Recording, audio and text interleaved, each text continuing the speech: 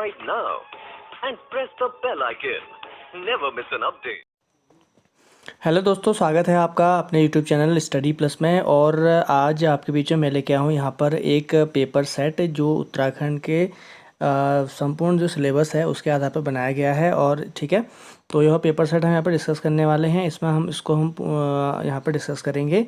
ठीक है, तो 100 नंबर का पेपर है। इसमें पहले हम हिंदी की 20 नंबर की हिंदी है, उत्तराखंड है, जीएस है और रीजनिंग और कंप्यूटर के कुछ क्वेश्चन है। ठीक है, तो चलिए शुरू करते हैं इस वीडियो को। कहना चाहूँगा आप भी अपने यहाँ पर क्वेश्चन के आंसर गैस कीजिए, मेरे साथ इसको मिलाइए आप भी।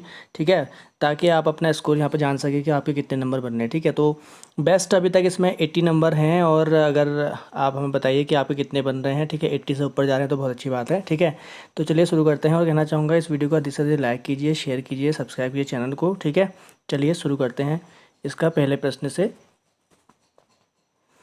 तो दोस्तों जो पेपर है, ठीक है, नेगेटिव मार्किंग भी इसमें थी। ठीक है, तो चलिए शुरू करते हैं इसको। पहला प्रश्न है, सामान्य वर्तमान काल का उदाहरण है। ठीक है, सामान्य वर्तमान काल का उदाहरण क्या हो जाएगा? ठीक है, तो इसका सामान्य वर्तमान का जो उदाहरण हो जाएगा वो हो जाएगा डी, वह कलकत्ता जाता है। ठीक है, इसके बाद सेकंड वाला हो जाएगा, सेकंड प्रश्न है, अविकारी शब्द अविकारी शब्द होता है, क्या होता है अविकारी शब्द? ठीक है, अविकारी शब्द जो होता है वो होते हैं अवयव। ठीक है, अविकारी और विकारी शब्द के बारे में मैंने आपको बताया हुआ है। ठीक है, अविकारी शब्द ऐसे शब्द होते हैं जिनमें संज्ञा, सर्वनाम और लिंग के आधार पर कोई भी भेद या कोई भी विकार उत्पन्न नहीं होता है, वह अविकारी शब्द होते हैं।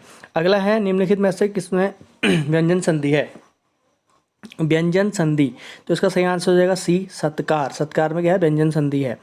अगला प्रश्न है, अगला प्रश्न हो जाएगा, निम्नलिखित में से सही शब्द कौन सा है? ठीक है, इसमें आपको सही शब्द कौन सा है वो जानना है। ठीक है, तो सही शब्द इसमें से सही है वो है स्वाति। ठीक है, तो ये वाला स्वाति जो है इसका सही आंसर हो जाएगा। ठीक है,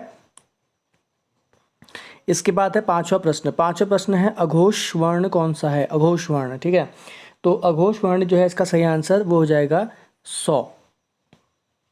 ठीक है, अघोष वर्ण और सघोष वर्ण दो प्रकार के वर्ण होते हैं, आपको पता है। ठीक है, अघोष में ऐसा होता है जिनमें स्वर तंत्रियों में कंपन ना हो वो अघोष होते हैं, जिनमें स्वर तंत्रियों में कंपन होता है वो सघोष होते हैं। ठीक है, अगला प्रश्न हो जाएगा, वर्ष सन 1955 में गठित प्रथम राजभाषा आयोग के अध्यक्ष कौन थे? ठीक है, तो प्रथम राजभाषा आयोग के अध्यक्ष जो थे 6 का, ये हो जाएगा ए बीजी खेर। अगला है, दूसरा विश्व हिंदी सम्मेलन कहाँ हुआ था? ठीक है, दूसरा विश्व हिंदी सम्मेलन हुआ था पोर्ट लुइस में। ठीक है, 7 का हो जाएगा बी। अगला प्रश्न है, मैथिली बोली किस उपभाषा के अंतर्गत आती है? मैथिली बोली जो है ये आती है आपकी बिहारी भाषा के अंतर्गत। ठीक है, तो बिहारी जो उपभाषा है उसके अंतर्गत क्या आती है? मैथिली बोली आती है। अगला है, राजभाषा आयोग का गठन किस अनुच्छेद के तहत किया जाता है? तो अनुच्छेद 344 जो हमारा है ये हमारे को राजभाषा आयोग गठित करने की इजाज़त देता है। ठीक है, अगला है, 10वां, किसे अष्टछाप का जहाज कहा जाता है? अष्टछाप की जहाज की यहाँ पे बात हो रही है, तो अष्टछाप का जहाज जो होता है ये होता है सूरदास। ठीक है, क्या होता है? सूरदास को अष्टछाप का जहाज कहते हैं। ठीक है, अष्टछाप जो होता है 8 कवियों का एक समूह। अगला है, भक्ति आंदोलन, जो भक्ति आंदोलन है उसकी शुरुआत कहाँ हुई थी? तो भक्ति आंदोलन की शुरुआत हुई थी दक्षिण भारत में। ठीक है, कहाँ हुई थी? दक्षिण भारत में हुई थी। और उत्तर भारत उसको कौन लाया था? रामानंद लाए थे। दक्षिण भारत में अलवर संतों द्वारा ही ये भक्ति आंदोलन की शुरुआत की गई थी। अगला प्रश्न है, हिंदी का पाणिनि किसे कहते हैं? ठीक है, हिंदी का पाणिनि किसे कहते हैं? 12वां प्रश्न, तो इसका सही है किशोरी दास। ठीक है, इसका सही आंसर क्या हो जाएगा? किशोरी दास वाजपेयी। ठीक है, तो इसका सही आंसर है। अगला प्रश्न हो जाएगा, विट्ठल दास ने अष्टछाप 8 कवियों का जो संघ था इसकी स्थापना किस वर्ष की थी? ठीक है, तो विट्ठल दास ने अष्टछाप यानी कि 8 कवियों का जो संघ था इसकी स्थापना की थी सन 1565 ईस्वी में। ठीक है, अकबर के समय में इसकी स्थापना की गई थी। अष्टछाप में 8 कवि होते हैं।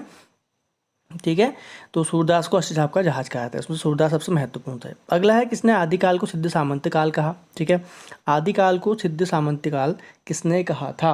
तो उसका सही आंसर हो जाएगा बी, राहुल सांकृत्यायन।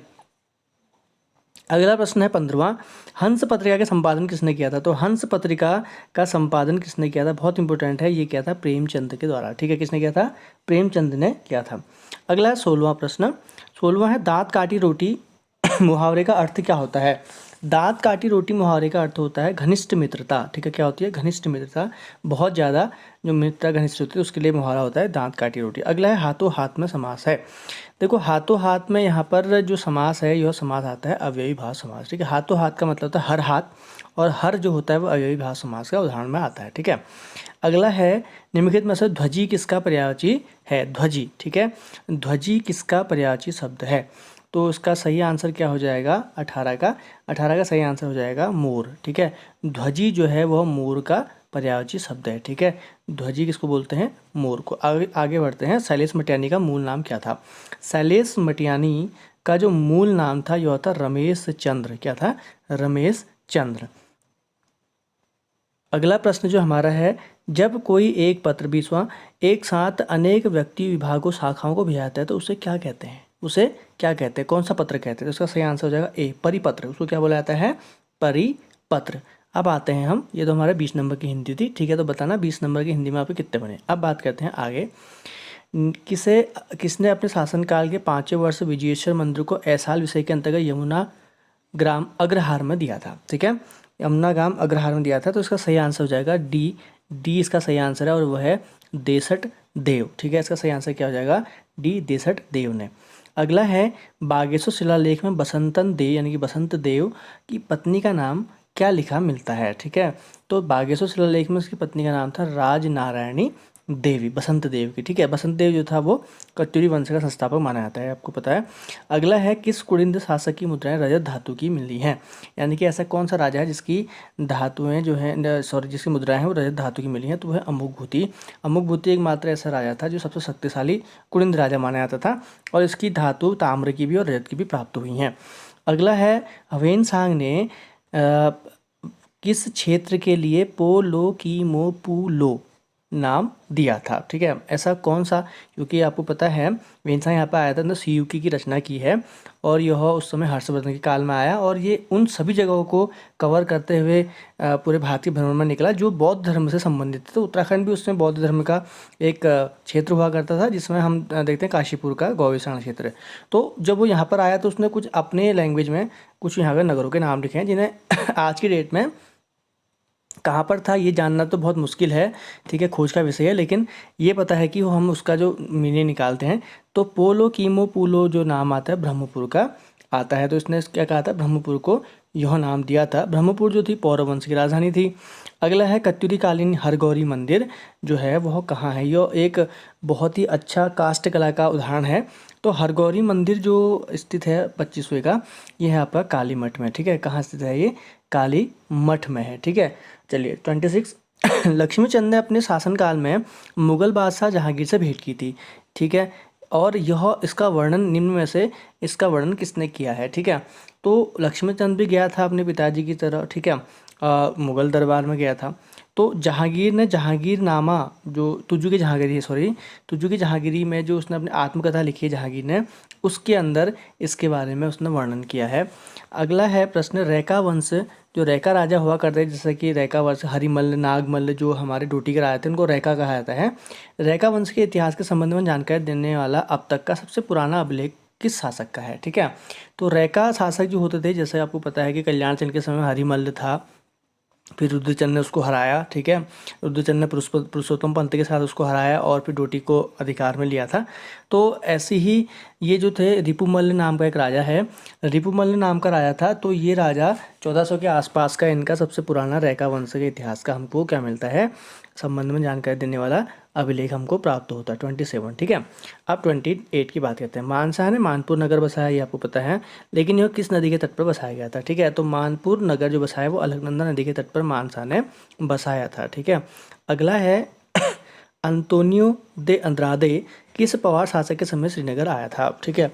अंतोनियो दे अंद्रादे जो था ये पहला मिशनरी माना जाता है, उत्तराखंड में आने वाला पहला मिशनरी इसको माना जाता है। मिशनरी हम उन लोगों को बोलते हैं जो अपने धर्म के प्रचार प्रसार के लिए आते थे और यहाँ पर अपने धर्म का खूब प्रचार प्रसार करते थे, तो उनको यहाँ पर मिशनरी बोला जाता है, ठीक है। तो यह शाम शाह के समय में उत्तराखंड में टिहरी में आया था, श्रीनगर में आया था, ठीक है। अगला अगला देखते हैं, फतेह शाह यशोवर्णन काव्य किसने लिखी है? तो 30 वाला है फतेह शाह यशोवर्मन लिखी है रामचंद्र कंडियाल ने, ठीक है। तो रामचंद्र कंडियाल द्वारा यह फतेह शाह के ऊपर लिखी गई है, ठीक।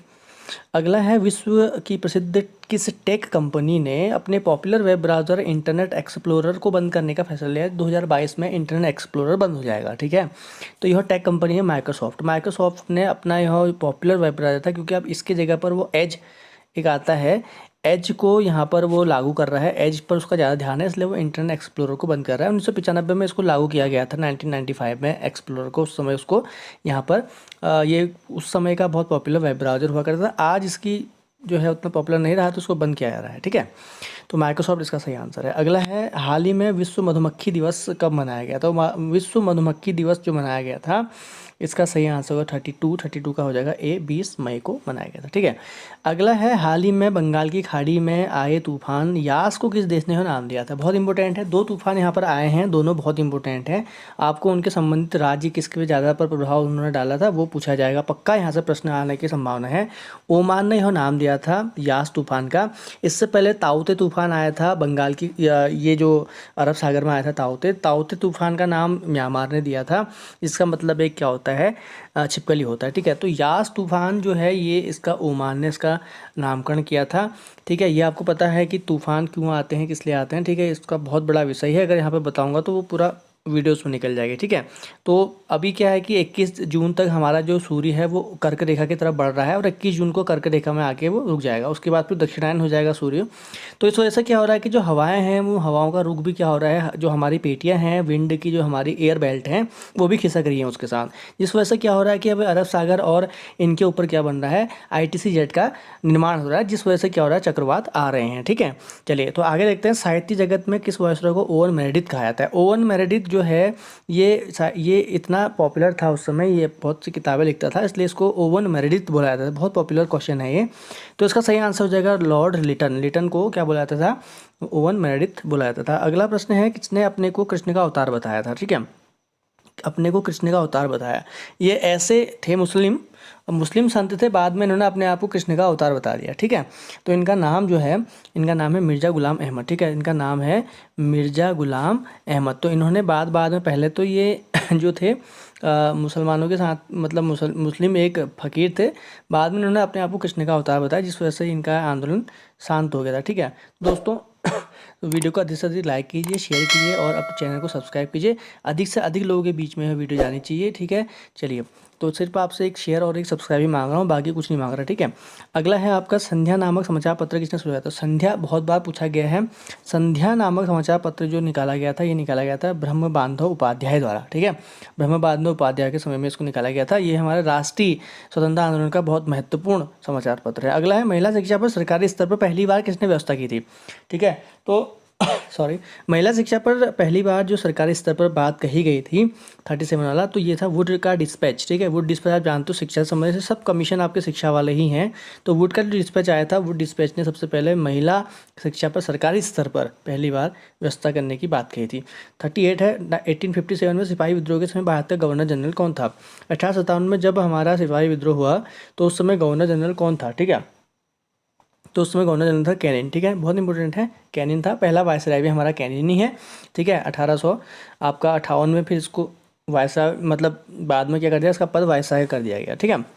आगे है, नमक सत्याग्रह के समय जब गांधी जी कैद कर लिए गए, ठीक है, नमक सत्याग्रह के समय जब गांधी जी को कैद कर लिया गया तो उस समय आंदोलन के रूप में उनका स्थान किसने लिया? क्योंकि नमक सत्याग्रह जब हुआ आपको पता है, ठीक है, तो उस समय जब नमक सत्याग्रह हुआ था सविनय अवज्ञा आंदोलन से पहले, तो उस समय उनको भी कैद कर लिया गया। उसके बाद यह नेतृत्व संभाला था अब्बास तैयब जी ने, ठीक है, बहुत महत्वपूर्ण प्रश्न है। अब्बास तैयब जी ने उसके बाद इस आंदोलन की बागडोर संभाली थी। अब मतलब 40 वाला, बंदी जीवन पुस्तक बहुत ही इंपॉर्टेंट पुस्तक है, हमारे राष्ट्रीय आंदोलन से जुड़ी हुई है। तो बंदी जीवन पुस्तक के लेखक कौन थे? तो बंदी जीवन पुस्तक के लेखक हैं सचिंद्र सान्याल, ठीक है, बहुत इंपॉर्टेंट है, ठीक है। चलिए आगे बढ़ते हैं, सचिंद्र सान्याल, 40 का सी। अगला है, क्षुद्र ग्रह एस्टेरॉयड बेल्ट जो होती है उनकी उपस्थिति किन 2 ग्रहों के मध्य है? क्षुद्र ग्रह की एक बेल्ट पाई जाती है, ठीक है, क्षुद्र ग्रह की बेल्ट पाई जाती है, ये किस 2 ग्रहों के बीच में पाई जाती है? तो इसका सही आंसर क्या हो जाएगा? ये है मंगल और बृहस्पति, ठीक है। मंगल और बृहस्पति के बीच में बहुत बड़ी एक एस्टेरॉयड बेल्ट पाई जाती है। ठीक है, अगला है 42, किस देश में सर्वाधिक अम्लीय वर्षा होती है? तो इसका सही आंसर जो है अम्लीय वर्षा नॉर्वे में सबसे ज़्यादा होती है। अगला है आपका पूर्वी हिमालय की तुलना में पश्चिमी हिमालय की तुलना में ट्री लाइन की ऊंचाई का मान पश्चिमी हिमालय में क्या होता है? ठीक है, कम होता है ज़्यादा होता है? ठीक है, तो 43 का सही आंसर है कम। ठीक है, तो पश्चिमी हिमालय की तुलना में ट्री लाइन की ऊंचाई का मान पश्चिमी हिमालय में कम होता है। अगला है सोन, नर्मदा तथा महानदी नदियाँ कहाँ से निकलती हैं? सोन, नर्मदा तथा महानदी नदियाँ निकलती है अमरकंटक से। कहाँ से निकलती हैं? अमरकंटक से निकलती हैं। अगला है राष्ट्रपति की अध्यादेश जारी करने की शक्ति जो है यह किसके अंतर्गत है? यह है 123। ठीक है, तो राष्ट्रपति क्या कर सकता है?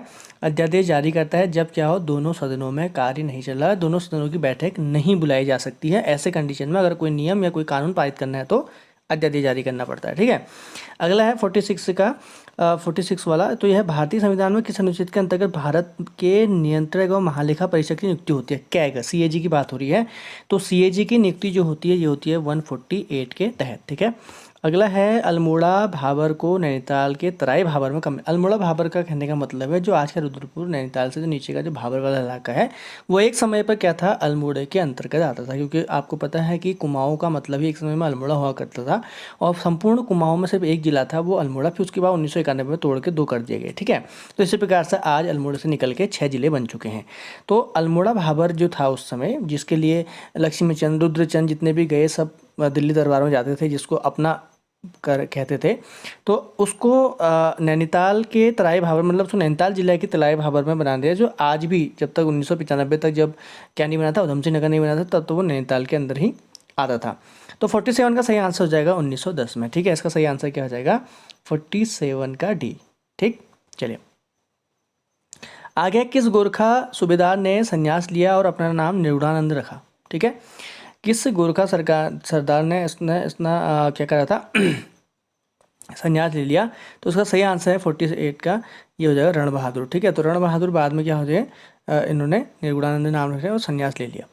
अगला प्रश्न है शिल्पकार सुधारणी सभा का गठन कहाँ किया गया? ठीक है, शिल्पकार सुधारणी सभा, इसका गठन कहाँ किया गया? 49 का, इसका सही आंसर हो जाएगा आपका बी, अल्मोड़ा में। ठीक है, आपको अगर कोई प्रश्न में डाउट लगता है तो आप बेफिक्र होकर कमेंट कीजिए। ठीक है, और अगर कोई चीज़ समझ में नहीं आती तब भी कमेंट कीजिए, आपको उसके बारे में पूरा समझाया जाएगा कमेंट में। ठीक है, अगला है आपका राज्य में गढ़तांगली दर्रा कहाँ है? गढ़तांगली दर्रा जो है यह उत्तरकाशी में स्थित है, 50 का। ठीक है, तो गढ़तांगली दर्रा कहाँ है? उत्तरकाशी। अगला है 51, कुंजापुरी पर्यटन विकास मेला कहाँ लगता है? कुंजापुरी मेला बहुत फेमस है, ये कुंजापुरी मंदिर भी है, पर्यटन स्थल है यहाँ पर। 51 का सही क्या हो जाएगा? बी, टिहरी गढ़वाल। ठीक है, अगला है भारत सरकार ने कब बोक्सा जनजाति को आदिम जाति की सूची में सम्मिलित किया था? आदिम जाति की सूची की बात हो रही है यहाँ पर। ठीक है, आपको लग रहा होगा इसका ए होगा, ए नहीं है इसका। ठीक है, इसका जो सही आंसर हो जाएगा वो हो जाएगा आपका 1981। ठीक है, आदिम जाति की बात हो रही है। 1967 में तो इनको जनजाति घोषित किया गया था। ठीक है, 53 है उत्तराखंड का वेदव्यास किसे कहते हैं? तो 53 का सही आंसर हो जाएगा बी, यशोधर मठपाल को क्या कहते हैं? उत्तराखंड का वेदव्यास। ठीक है, देशभक्त प्रेस सभा की संस्थापक कौन थे? ठीक है, तो देशभक्त प्रेस सभा, आपको पता है एक अल्मोड़ा अखबार निकलता था जो 1871 में निकाला गया था। ठीक है, अल्मोड़ा अखबार को बंद कब हुआ था? आपको पता है सन 1918 में। अल्मोड़ा अखबार जब बंद हुआ तो अल्मोड़ा अखबार बंद होने के बाद उस समय क्या था, बद्रीनाथ पांडे ने अपने पैसों से या कुछ अपने दोस्तों के पैसे से खोलकर एक अपनी क्या निकाली थी, यहाँ पर देशभक्त प्रेस सभा की स्थापना की। और इसी देशभक्त प्रेस सभा से क्या करा गया था, उस साल दशहरे के दिन 1918 में क्या निकाला गया? शक्ति नामक समाचार पत्र निकाला गया था। अगला है 55, दुष्यंत और शकुंतला का प्रेम प्रसंग कहाँ से जुड़ा हुआ है? दुष्यंत और प्रसंग जो शकुंतला का प्रेम प्रसंग है कड़वा आश्रम से जुड़ा हुआ है। 56 से देखते हैं, गढ़वाल मंडल का सबसे गहरा ताल कौन सा है? तो गढ़वाल मंडल का सबसे गहरा ताल जो है, यो है सहस्त्र ताल। अगला है राज्य वित्त आयोग वर्तमान अध्यक्ष कौन है? राज्य वित्त आयोग जो वर्तमान 5वां चल रहा है ये है इंदु कुमार पांडे। इंदु कुमार पांडे 5वें के हैं हमारे राज्य वित्त आयोग के अध्यक्ष हैं। अगला है टिहरी रियासत की राजधानी टिहरी से कब नरेंद्र नगर स्थानांतरित की गई थी? ठीक है, तो टिहरी रियासत आपको जानते हो कि नरेंद्र शाह ने नरेंद्र नगर की स्थापना की थी सन 1921-22 में। ठीक है, 1921-22 में इसकी स्थापना हुई थी 1921 में। 1921 के बाद 1925 यानी कि 1925 में जो है वो टिहरी रियासत की राजधानी टिहरी से नरेंद्र नगर स्थापित कर दी गई। बाद में उसके बाद जो नई टिहरी बसाया गया तो उसके बाद ठीक है, तो बाद में क्या हुआ, उसको नई नगर से नई टिहरी में डाल देगा, ठीक है। चलिए अगला है टिहरी, निम्नलिखित में से कौन सा नगर उत्तरांचली राजवंशों की राजधानी नहीं रहा, यानी कि उत्तराखंड के जो राजवंश रहे हैं उनकी राजधानी इनमें से कौन सा नहीं रहा, ठीक है। तो सिंपल सी आंसर है इसका, क्या हो जाएगा 59 का हो जाएगा सी, देहरादून कभी भी किसी भी राजवंश की राजधानी नहीं रही। अल्मोड़ा चंदू की रही है, श्रीनगर पवार की रही है और नरेंद्र भी पवारों की रही है, ठीक है। अगला है 5 केदार वर्ग में निम्न से कौन सा समाविष्ट नहीं है। पंच केदार जो होते हैं उनके वर्ग में कौन सा जो है वो नहीं आता है, तो उसका सही आ जाएगा डी विश्वनाथ, ठीक है। तुंगनाथ है, रुद्रनाथ है और कल्पेश्वर है। इसके अलावा है 61 नंदा राजा यात्रा धार्मिक यात्रा, इस यात्रा का मार्ग की लंबाई कितनी है, लगभग, ठीक है। तो इसका वैसे सही आंसर आता है 280 किलोमीटर, ठीक है। अब वो यहाँ पर ऑप्शन में है नहीं, ठीक है, ऑप्शन में 280 है नहीं, तो उसका सही आंसर जो हो जाएगा लगभग 290 किलोमीटर, इसका सही आंसर हो जाएगा। 61 का क्या हो जाएगा, ए हो जाएगा, ठीक है। 280 वैसे लगभग एक्यूरेट कई जगह आपको लिखा हुआ मिलेगा। अगला है उत्तराखंड की कोसी नदी किसकी सहायक नदी है, ठीक है। तो कोसी आपको पता है, ठीक है, कौसानी के जगह से निकलती है और उसके बाद क्या होता है, किसी भी मतलब ये एकमात्र ऐसी नदी है जो किसी हिमखंड या ग्लेशियर से नहीं निकलती है, ठीक है। तो कोसी नदी जो है वह रामगंगा में मिल जाती है, आगे जाके यूपी में जाके कहाँ मिल जाती है, रामगंगा में मिल जाती है, ठीक है। 63 देखते हैं, मुक्तेश्वर पशु प्रयोगशाला की स्थापना कब हुई थी। तो इसकी स्थापना 1893 में की गई थी, मुक्तेश्वर की जो पशु प्रयोगशाला है, ठीक है। बाद में जो एक रानीखेत बीमारी आती है मुर्गियों की, उसका टीका भी यहाँ खोजा गया था, ठीक है। तो बहुत फेमस रही थी। अब तो खैर इसको बरेली शिफ्ट कर दिया गया, इज्जत नगर बरेली में शिफ्ट हो चुका है, ठीक है, इसकी जो प्रयोगशाला है।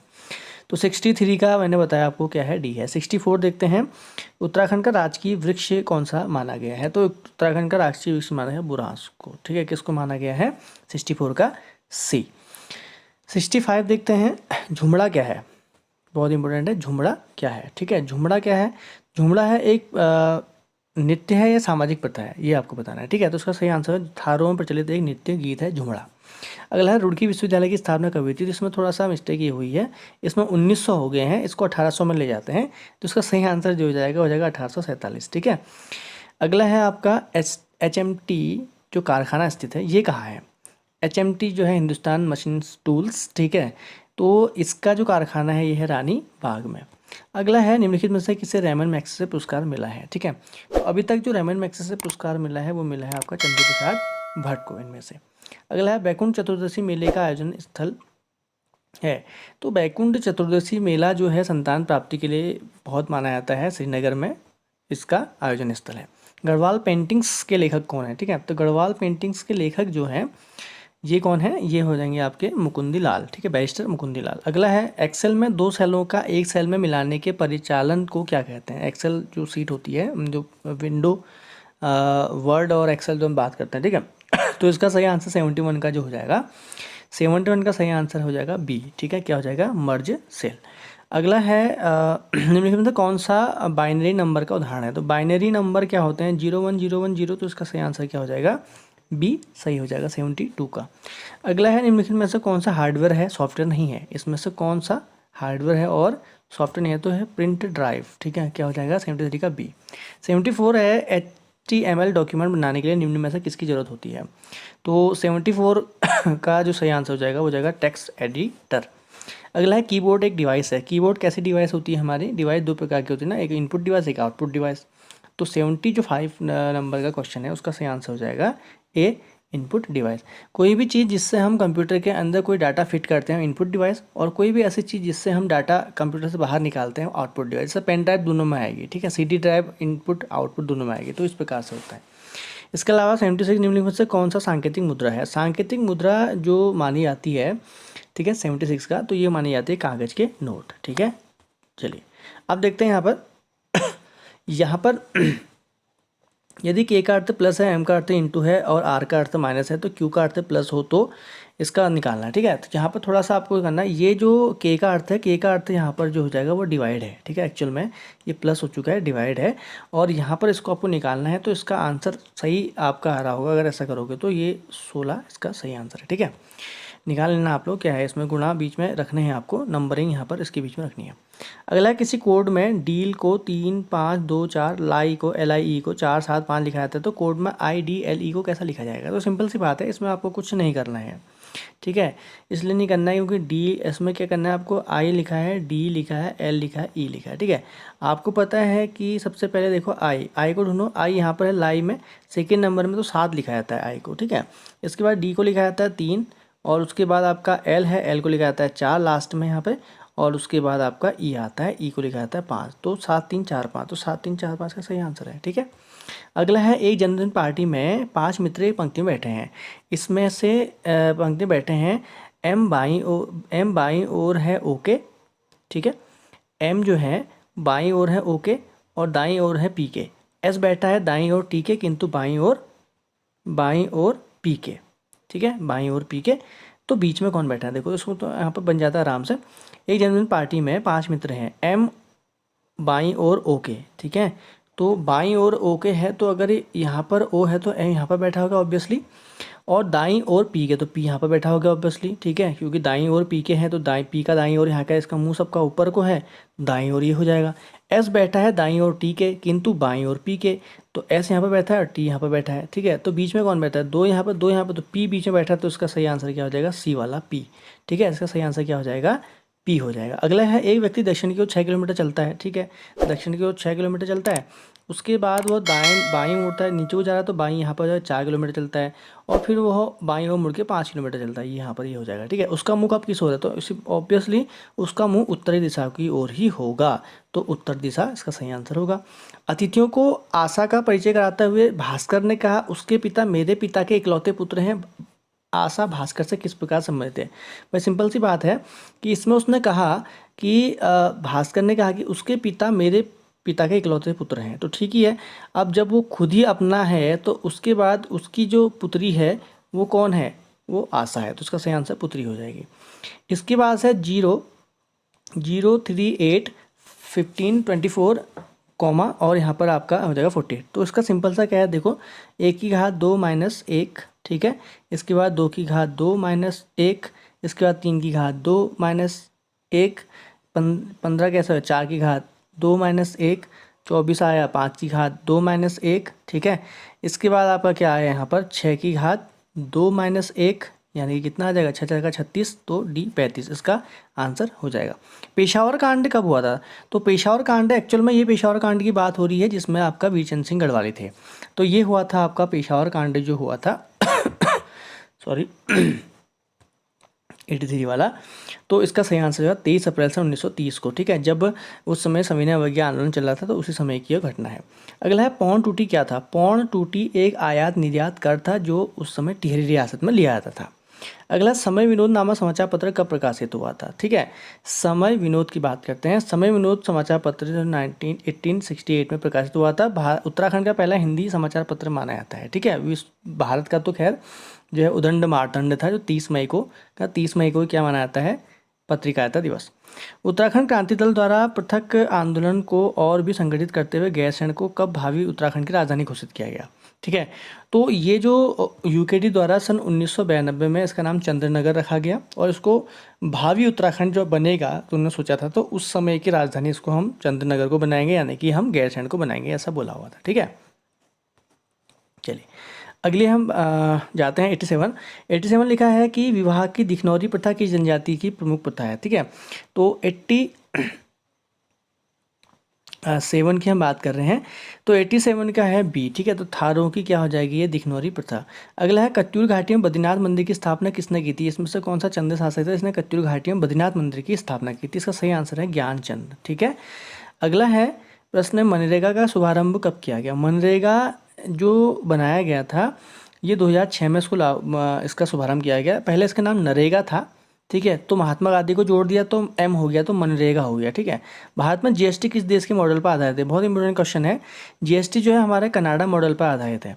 विदेशी मुद्रा प्रबंध अधिनियम फेमा जिसको हम बोलते हैं, ठीक है, फॉरेन एक्सचेंज मनी, ठीक है, एक्सचेंज मनी एक्ट जो है अधिनियम, ये लायक बहुत इंपॉर्टेंट है। ये प्रश्न 1-2 बार पूछा भी गया है पेपर में, तो ये 1999 में आया गया था। ठीक है, फेरा की जगह पर फेमा आया था 1999 में। अगला है वह दर जिस पर बैंकों की ओर से आरबीआई में जमा धन पर ब्याज मिलता है। ठीक है। तो उस दर को हम क्या कहते हैं? तो उसका सही आंसर है रिवर्स रेपो ट्रिपल आर, ठीक है। इसके बाद निम्नलिखित में से किसने अपने प्रांतों में द्वैध शासन लागू किया था? अपने प्रांतों में द्वैध शासन किसने लागू किया था इनमें से, ठीक है। तो इसका सही आंसर जो है कुषाणों ने। कुषाणों ने अपने प्रांतों में सबसे पहले द्वैध शासन लगाया। इसके बाद है चोलामू झील कहाँ है, ठीक है, 94 का। चोलामू झील जो है ये हो जाएगी सिक्किम में, ठीक, बहुत इंपॉर्टेंट। नेपोलियन फ्रांस के सम्राट किस वर्ष बना था? तो नेपोलियन जो है फ्रांस का सम्राट बना था 1804 में, ठीक, नेपोलियन बोनापार्ट। अगला है अमेरिका का संविधान कब लागू किया गया? यह है 1789 में। ये विश्व का पहला लिखित संविधान है। अगला है एक जार एक चर्च एक रूस का नारा किसने दिया था? ठीक है, तो ये जार निकोलस द्वितीय ने दिया था। इसमें जार का अर्थ होता है राजा, ये रूस में जार को राजा बोला जाता था। तो एक राजा एक चर्च और एक रूस का नारा दिया था जार निकोलस सेकेंड ने। इसके बाद आता है 98 है 11वां मौलिक कर्तव्य किस संविधान संशोधन द्वारा जोड़ा गया था? तो इसका सही आंसर 86वां संविधान संशोधन 2002 द्वारा। अगला है किस अनुच्छेद के तहत भारत की संचित निधि का गठन किया जाता है? संचित निधि आकस्मिक निधि और संचित निधि दो निधियां होती हैं। इसका सही आंसर हो जाएगा 266। अगला है उच्च न्यायालय का गठन किस अनुच्छेद के तहत किया जाता है? उच्च न्यायालय का गठन जो होता है हाईकोर्ट का गठन किया जाता है अनुच्छेद 214 के अनुसार। तो दोस्तों यह होती है आज की वीडियो जिसमें हमने 100 प्रश्नों का डिस्कस किया था। इसमें एक जो स्टूडेंट है उनका 80 नंबर उन्होंने यहाँ पर क्रॉस किए हुए हैं, 80 नंबर हैं। तो अगर आपके कितने बने आप कमेंट कीजिएगा, ठीक है। वीडियो अच्छी लगी हो तो लाइक कीजिएगा, शेयर कीजिए अपने दोस्तों के साथ। तो मिलते हैं नेक्स्ट वीडियो में आप